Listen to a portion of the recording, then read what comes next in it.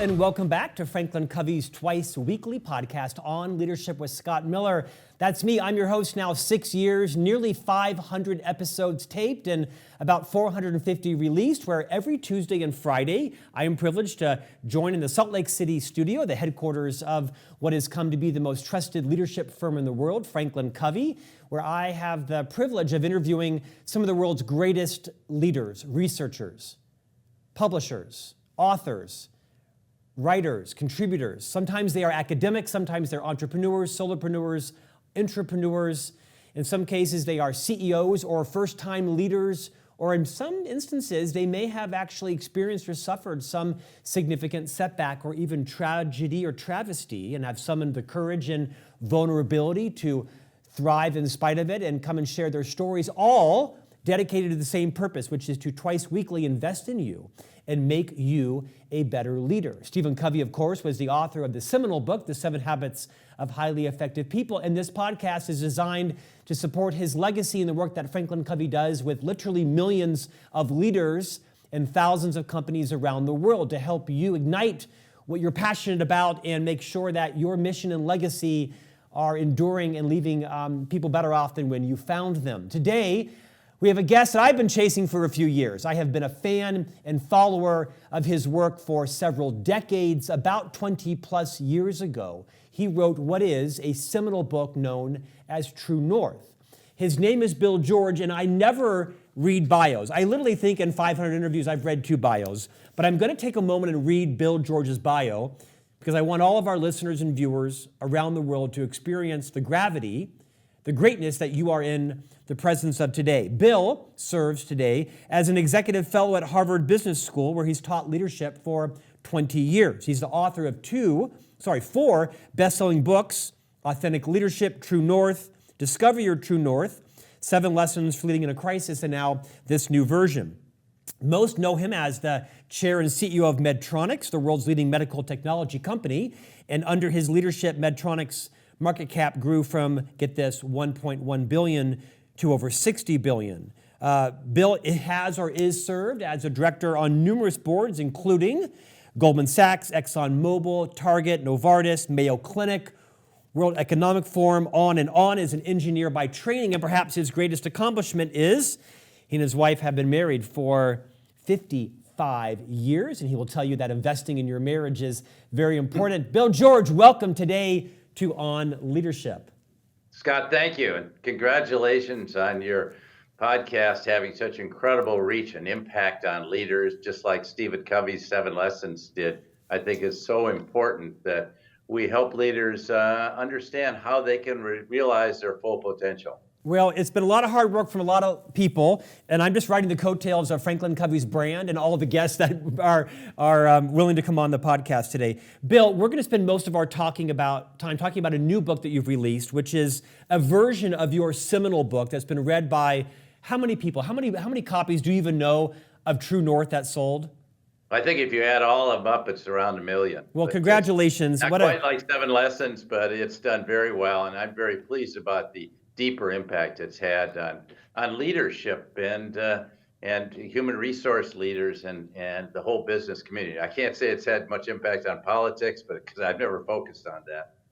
Well, there's not a C-suite you could enter in the world and someone doesn't know who Bill George and True North is. You've written this new book called True North, Emerging Leader Edition, and you authored it with a co-author, Zach Clayton. Of all the things you could have done, kind of as you are entering the crescendo of your life, why did you choose to create a version for emerging leaders?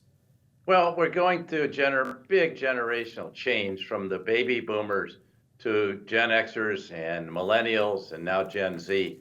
And I thought it was really important to reach them.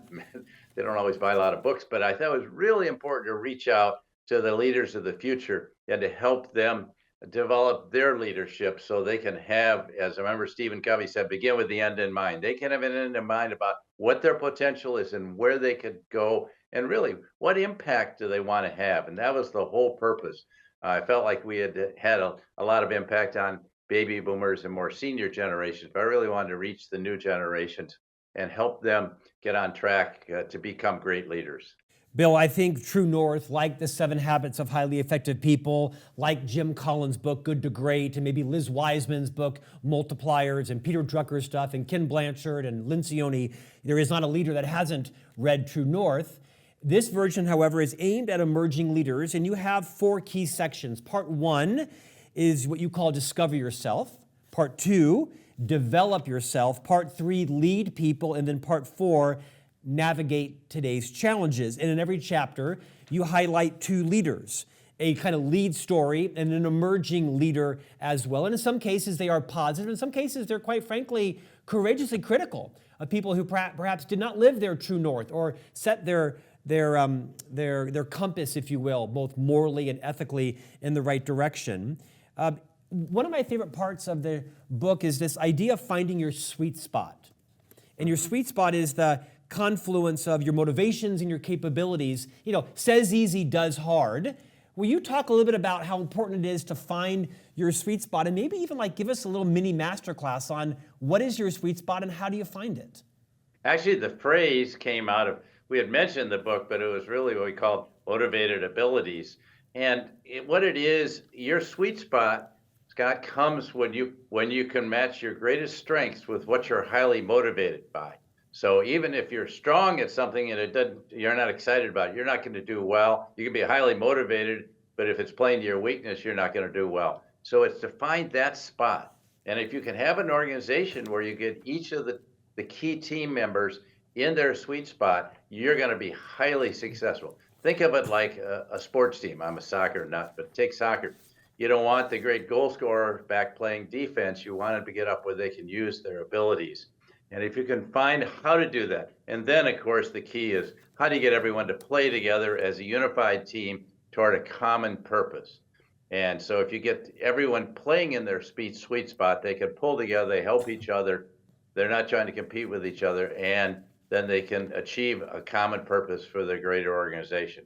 And to me, that's the key to success in any organization.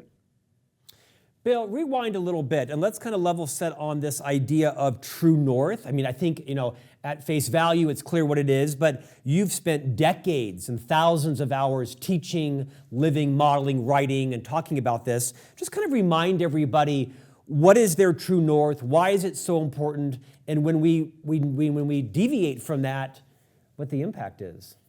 Your true north, Scott, is who you are at your deepest level.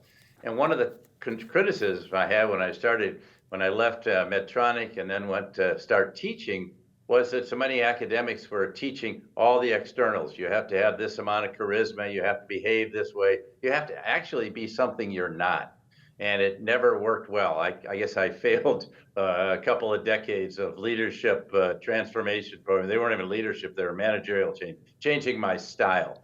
It's not really about style, it's about who you are at your deepest core. What are the values? What are the principles you lead by? What are the beliefs you have? And when those get aligned with your work, well, you can have a huge impact, but never try to be something you're not. And so I think within that, there's a sense of a moral compass. You know what's right and wrong. And if somebody asks you to do something you feel is wrong, you won't do it. You won't get pulled off course. Now, the idea of true north is that, yeah, we all get pulled off course somewhat. But if you have that compass that pulls you back, pointing in the direction you want to go, you'll be just fine. So I can't say any of us is perfect, but we do get pulled off course, but we keep coming back because we know our true north. And this doesn't feel right to me. I'm getting into a situation. This is just the wrong situation for me. Bill, I don't know about you, but I've dedicated my own 30-year career to the leadership development industry, as have you, more than 30 years. But in my case, I tend to learn more from other people's mistakes than I do their successes, right? I don't have other people's education or intellect or IQ or EQ. I have what I have. But I have always benefited from learning from other people's messes more than their successes, which is why of all the chapters, and I've read your book, both versions of this book, chapter 3, Leading Without True North, really spoke to me. And in this chapter, you and your co-author illustrate what you call 5 archetypes of derailing from your true north. And I'd like to pitch the 5 to you and maybe have you take a minute or two on each of these, because I think this is where the gold is in this book. Because in my career, If I can see a pothole, I can walk around it and not fall in it. And I've learned the greatest from those that have fallen in potholes ahead of me. Here are the 5 types of derailing. I'd like you to riff on each of them. Imposters, rationalizers, glory seekers, loners, and shooting stars. Let's start first with imposters. Well, imposters are trying to be something they're not. They kind of fake it to make it. In fact, there was a whole theory about you have to fake it to make it, which is one of the most flawed things I've ever heard of trying to be something you're not. And so an imposter is someone who is out there trying to be what somebody else wants them to be, and it doesn't work in the end. In the end, they fail. And I've seen a number of CEOs fall into this position. There was a former CEO of Merck who fell into this position of being an imposter, and he wasn't ready for the job, and he actually harmed the company, and then Ken Frazier, of course, brought it back. But that's a big concern. So be who you are.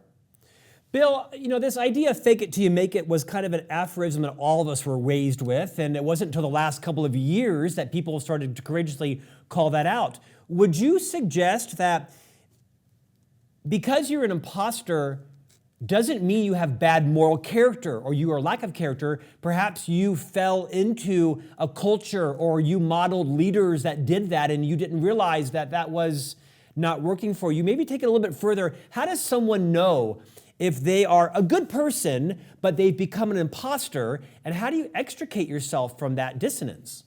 I found this early in my career. I was working for Litton Industries. We're trying to build the consumer microwave oven business from scratch, and we did very successfully, from like 10 million to 200 million. But when I would go to corporate, they wanted me to be something totally different than I was, and that really was throwing me off course. And so there was a dissonance every time I did that, and I would try to wall off our organization from them. And then I'll never forget when the CEO came up and said to one of my colleagues, not to me, he said to him, look, if you ever, I know you have to do what you have to do about that audit report, but if you ever don't ever put it in writing again or you're fired. In other words, they were paying bribes in the Middle East, and he was saying, you can do that, but don't put it in writing. I knew that's when I had to leave because there was a dissonance there, and I couldn't be an imposter in that environment. I couldn't play the game. If I had, I think it would have really eroded my character. Bill, it's not in vogue to have a long career with one company anymore. I spent 25 years at the FranklinCovey company and left 5 years ago, so now 30 years in association. People have asked me frequently, Scott, 25 years? Like you're a dinosaur. Why did you stay there? And I say, I stayed there because of its chairman, Bob Whitman. Bob Whitman was our chairman and a man that had unimpeachable character. There was no cheating, there was no lying, there was no gossiping, there was no stealing.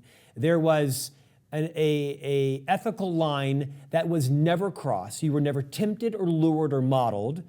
And I'll tell you, the culture, the true North culture starts at the leader, whether that is she is the CEO or she or he is the chairman. Remind everybody the gravity that is the truth of how the leader sets the tone for everyone's true North.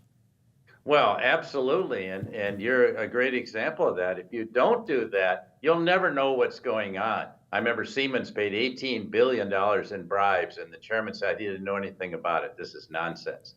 So if you don't set the right tone, Jim Burke once came to our classroom at Harvard Business School, the famous CEO of J&J who recalled Tylenol.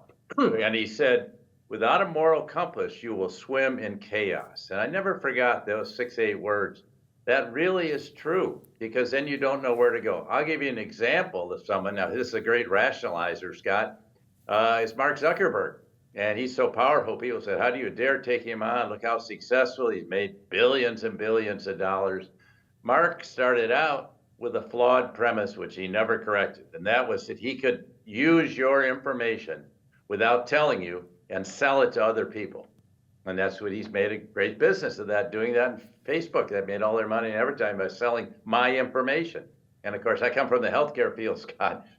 This to me is the end of the world. I tell you, Mayo, if any of that information ever leaked out, that would be the end of Mayo.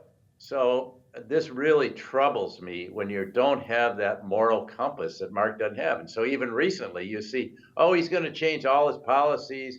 He doesn't matter what happens to little girls who get picked on and brutalized, and some of them commit suicide because they're feeding a lot of false information through bots and other algorithms. I mean, come on. If you don't have a moral compass, how can you run an organization?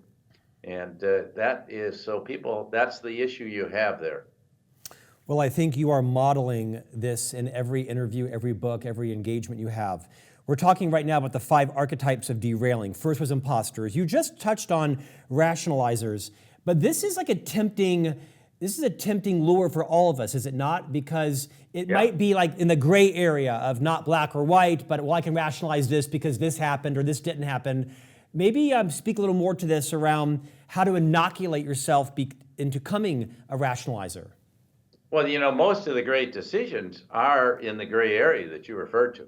They're the easy ones, the ones that are clearly right or wrong, are not very hard for any leader, and they probably never get to the leader. The ones that get to are the gray areas. If we did this, could we get away with this? And could we overbill someone? Could we change the numbers just a little bit? We got to make the quarterly numbers. So, okay, go back and find another 10, 20 million dollars so we can make our numbers this quarter.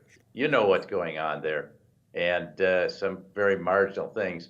And what happens is you get on that slippery slope and you start rationalizing, and then all of a sudden you find yourself way outside the ethical boundaries you've set for yourself. And you didn't even realize it because it came one rationalization after another, and that piles up. I think this is particularly true with people managing the quarterly earnings and short-term results, that they find themselves in these traps. Well, I think it also goes downhill there, right? Chief revenue officers, vice president of sales, sales managers, sales staff.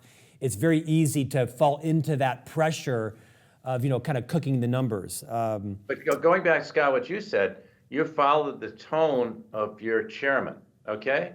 Yes. What if your chairman had set a different tone? What impact did that have on people actually doing the work? So let me give you an example. One of the great companies of the world for 100 years is Boeing. They dominated the commercial aviation field. They had the finest aircraft every generation. They kept doing generation after generation of commercial aircraft. We've all flown on their planes. So a new CEO comes in, and he didn't actually say, we're not going to focus on quality. He said, we're just going to focus on earnings, and we're not going to design any new planes. And everything became a short-term game. And now you see 20 years later, the company is in deep trouble because he had 4 successors that played that same game. I'm not saying Kelly Ortberg, the new CEO, has, because he's trying to go a different way, but they're in deep trouble. So now you got 20 years to recover. Look what happened with GE. They don't exist anymore. Tragedy. The world's greatest corporation in the 20th century. And my father used to say, look at GE. They're 10 years ahead of everyone else. But they're gone because no one stayed the course with a set of clear beliefs. Bill, the third archetype of derailing from true north is what you call glory seekers. Talk about that. You want a glory seeker? One of the most powerful people in the world, the richest man in the world, Elon Musk, is a true glory seeker. He does everything to seek the glory. He wants to go to Mars. He's now trying to change the governments in Germany and UK, as if that's any right of his. He's out there always trying to be on top of the game. And I think Tesla is suffering, not going to. It is suffering as a result of his inattention to running the business. He just wants to be a hero. And the problem is you get more and more carried away with your own success and you lose sight of who you are. And I think he's not clear today who he is. He just loves the glory he's getting. Well, in the spirit of candid conversation, glory seekers attract glory seekers, do they not? Watch what happens. They do. Watch what happens. Watch out. Watch what happens in Washington. Fourth is the loners. Now, this is a bit of an outlier, a loner. You actually write in the book that the loners, their pattern is they fail to build personal support and structures, and they lack the grounding of an integrated life. This one is at face value a little bit different. Talk about what it means to be a loner. Well, I'll give you an example of a loner is someone that kind of closes themselves in their own office. They don't listen to anyone else. So I'll give you a classic example. I was on the board of Goldman Sachs in 2008. You remember the collapse? It was like the plane is going down. And Dick Fuld was then chairman and CEO of Lehman Brothers. And my friend Hank Pulse, I remember, called him 55 times, and it's actually documented, and said, Dick, you need to recapitalize your company. He refused to do it. He sat in his office. So then Hank called a big meeting of all the heads of the bank. And Lloyd Blankfein from Goldman went, Jamie Dimon, all went to this meeting to try to bail out Lehman. Dick Fuld wouldn't even come to the meeting. He sat in his office and watched the company go down. And he was waiting for a government bailout that never came. And that's a true loaner that not only destroyed his company, but actually led to the disaster in the financial community, because their bankruptcy triggered a lot of other bankruptcies of AIG and a whole group, Freddie and Fannie and all these other banks. So this is an example of what happened when a loaner doesn't listen to other people. We need a team around us. No one is smarter than all of us together, Scott. And if you're not willing to listen to other people, if you think you're the smartest person in the room, you're heading for trouble. Trust me. Well, you took the words out of my mouth. One of my favorite leadership books, as everybody knows now, is Multipliers by Liz Wiseman. And phenomenal leadership book, and FranklinCovey has the rights to that content with all of our clients. Liz writes that no one wants to work for the smartest person in the room. As a leader, your job is not to be the genius, but rather the genius maker of others. Do loners tend to be introverts? Do they tend to have a unchecked arrogance? Do they tend to just be over their heads because they're actually imposters and it's too late? Have you seen any patterns of how someone ends up becoming a loner? Yes, they're introverts, but that doesn't mean, look, introverts make some of the best leaders. I'll give you an example of a truly great leader who's an introvert, is Satya Nadella at Microsoft. Came in totally, you had an extreme extrovert in Steve Ballmer, company had gone nowhere for 14 years. Satya comes in and makes it one of the two most valuable companies in the world, done a fantastic job. Tim Cook of Apple, another introvert. So I think introverts can make some of the very best leaders. Omar Ishrak at Medtronic.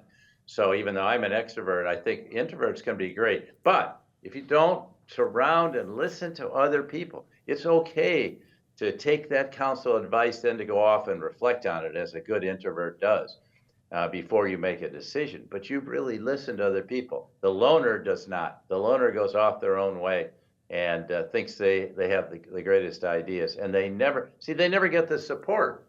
I mean, think if you had a loner running a sports team, you would never get the team to be motivated. They would just be out doing their thing, but they would never be playing as a team. And I think the same is true in any organization, for-profit, nonprofit. You need to bring people together, and that's your job. I'm belaboring this part of the book because I think it's so important for us to be reminded of the temptations and the archetypes that we also can find ourselves falling into. Okay, the last one. So the 5 types are imposters, rationalizers, glory seekers, loners, and finally you call them shooting stars. Well, shooting star is someone that achieves great success and then blows up. And why did they blow up? I think that's really the question. It's because they weren't grounded in a solid foundation of values and principles. And that's why I worry about with shooting stars. We've seen people do this. Elizabeth Holmes at Theranos, who's now in jail. So there's a guy named Martin Shkreli that blew up. Right. And these are people that never had the grounding of, they didn't know their true north. They didn't understand. They're just trying to impress the outside world. And so they do such a great job of impressing. Another example is Travis Kalanick out at Uber. He had a brilliant idea with Uber. It's a great app. We all have used it many, many times. But he was one of those shooting stars, and he blew up. And when he left, then Uber got a lot better because it was going down the tubes.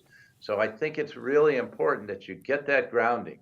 And one of the problems of a lot of academics in teaching leadership is that they're trying to get you to lead before you know who you are. So if you don't take the time to get grounded in who you are, your values, your principles, and your beliefs, then you're going to be trying to always satisfy to look good to the outside world. You look good to the media. You get all great media stories. Everyone says you're a hero. Yeah, you're a hero one day, and the next day you're a bum, and the whole thing falls apart. So that's why I think it's important not to fall into this trap of the fast riser that doesn't have the solid grounding. Bill, this could be an 8-hour mastermind. We have about 5 minutes left. I'd love to conclude our time talking about a topic that's very important to me, and that is developing self-awareness. in my own 30-year career, I've interviewed hundreds, I've hired and promoted hundreds, and I've also had to terminate, about 24 people. And I've written in my own books that I've never once had to terminate someone because they lacked the technical competency to do the job. They had the degree, they had the competence, they had the certificate. They just had a complete lack of understanding of what it was like to work with them or for them or lead them. You dedicate a whole chapter to self-awareness, including, this is one of the most profound chapters in the book. How do you develop self-awareness? Confronting your shadow sides. And you kind of bring it together in a concept you call peeling back the onion. Take 5 minutes plus and talk about the process of peeling back your own onion so that you become more vulnerable and therefore thus more self-aware. Yeah, I think you have to go deeper. Like, this is the importance of going deeper into gaining that self-awareness. And I think and we've, as I was writing the book, there have been two things we've discovered. People have said self-awareness is extremely important, but we didn't know how to become self-aware. I think there's two things we've learned that are really important. I think, for me at least, is getting honest feedback, surrounding yourself with people that tell you the truth. And if you have people on your team or your board of directors or your advisors or your mentors, I've had great mentors, if they tell you the truth, that's essential. And that's why it's so important you listen and surround yourself with people like that. The second thing, in addition to getting feedback, by the way, it's helpful to get 360 feedback in writing, because some people who are subordinate don't want to say it to your face. And that's okay. The second thing is to have a reflective practice. I've been a meditator for 45 years, and that's my opportunity to go inside myself and really reflect. How did I show up today?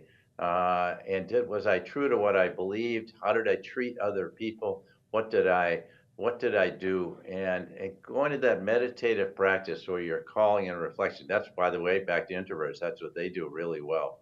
And to really think these things through first.